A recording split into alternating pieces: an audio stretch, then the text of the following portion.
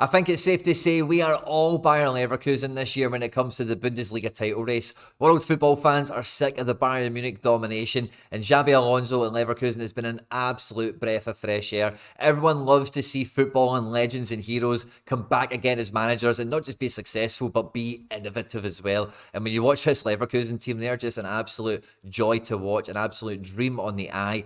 But it's not been smooth sailing over the last couple of weeks. Victor Boniface meant to be away at the African Cup of Nations, but he's actually picked up a severe injury and he is out until April, as well as key centre-backs currently are away for African Cup of Nations, Tapsoba and Odilon Kosunu. Leverkusen have just about got by in the last two games with last-minute winners, and the next couple of games are going to be absolutely pivotal in deciding the Bundesliga title race. Bayern Munich will catch up with their game in hand and maybe narrow the gap to 4 points before the two teams are actually going to meet each other on the 10th of February. So the January transfer window, Xabi Alonso and Leverkusen, they have been linked to replacements for Victor Boniface, someone who can come in and, be better than Patrick Schick and add to the goals that they're maybe going to miss in the absence of Boniface. And it's really time is of the essence at the moment. But some of the players have been linked to have got me baffled at the quality and the calibre that they're looking to bring in. In the video today, we're going to have a look at what's been working for Xabi Alonso and the 4D chess that I feel that he's really been playing with his squad management here, because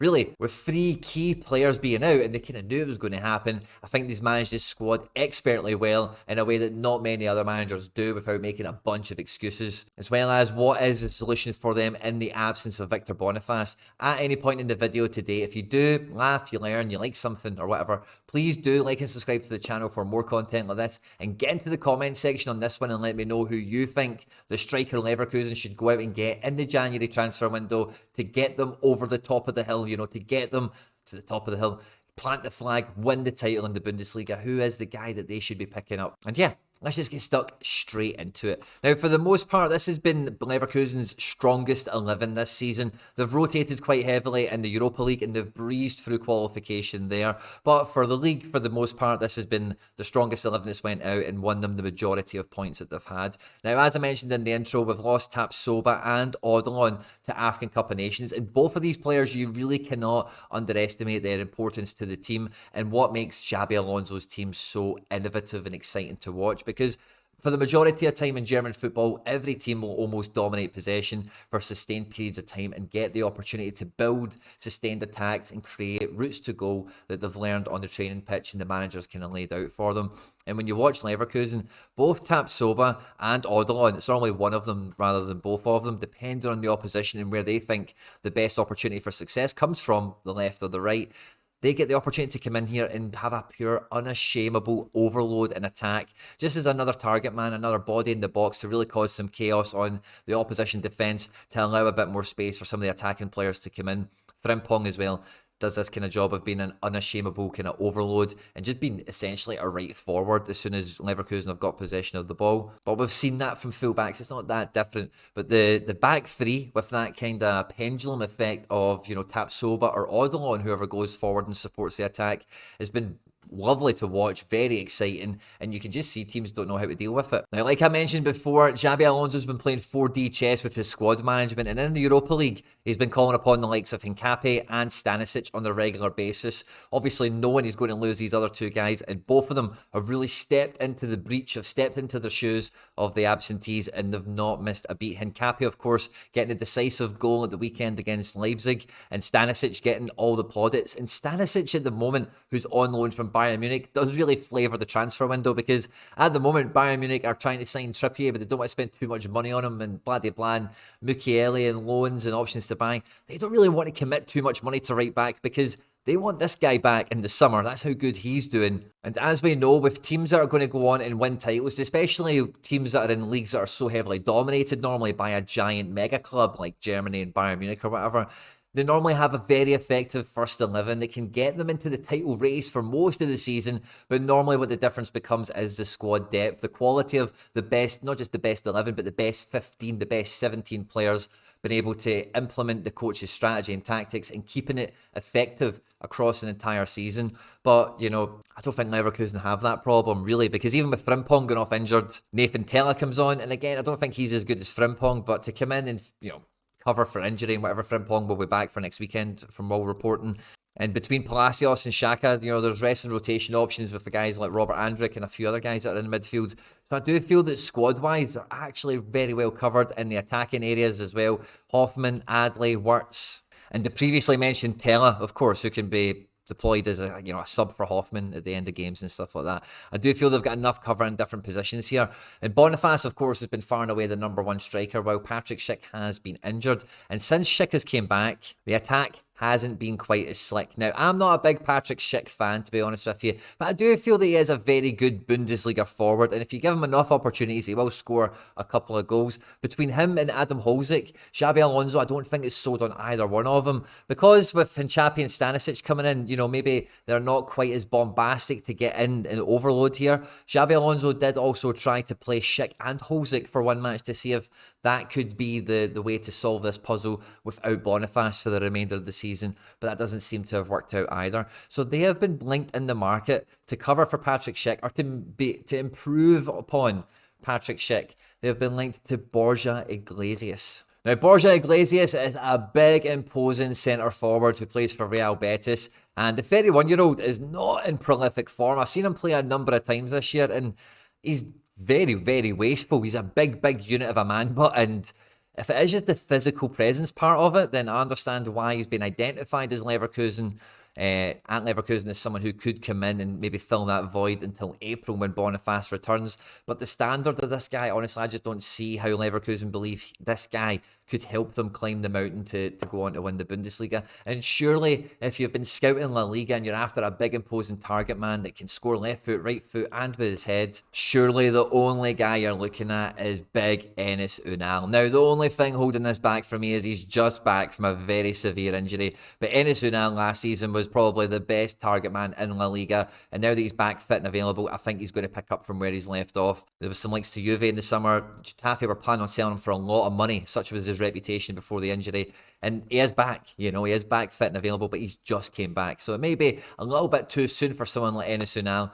But for me, I think this guy's way better than a Borja Iglesias type. They've also missed out on Geraldo Becker, who felt like a ready-made Bundesliga caliber replacement for Boniface in the interim, and maybe they've just been a little bit too late to the party this transfer window to get this deal over the line. He's now went to Sociedad to pastures new. Hugo Ekitike definitely feels like a forward that would be of the profile that could be better than Schick and would, fit into the Xabi Alonso kind of route to go and the style of play the Leverkusen have had.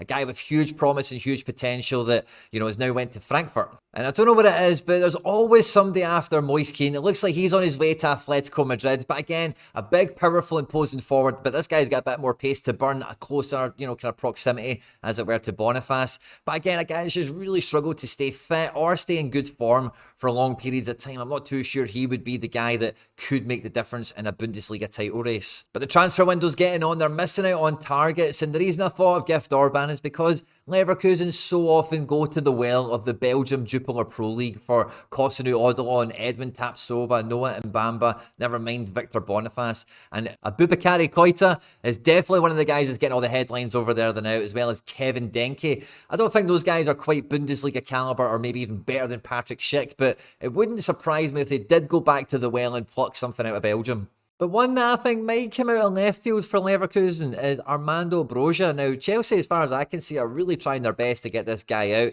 He fits the kind of bill, the kind of physical profile that obviously Xabi Alonso is after. And, I know he's struggling against the Chelsea team, but he's still operating at the Premier League level and with previous loan spells and stuff like that. The guy has, some credentials. He's earned his stripes in some regard in, professional football to this point.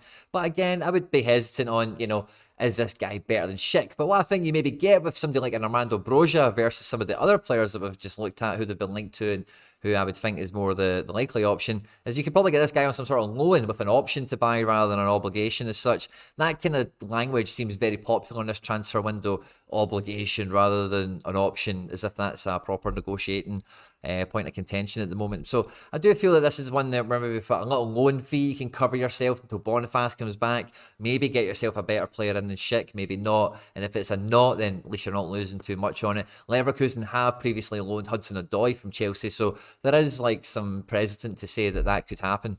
Now, Bayern Munich have 2 games to play in January. They're going to be at home to Union Berlin and away to Augsburg, which is games that Bayern Munich are probably going to expect to collect all 3 points in. And they're going to make up their game in hand on Leverkusen at home to their bogey team, Borussia Mönchengladbach. Now, without Jan Sommer, how much of a bogey team will Gladbach be? I guess that's yet to be seen. Before the game, like I mentioned to you earlier, the 10th of February, Leverkusen at home to Bayern Munich.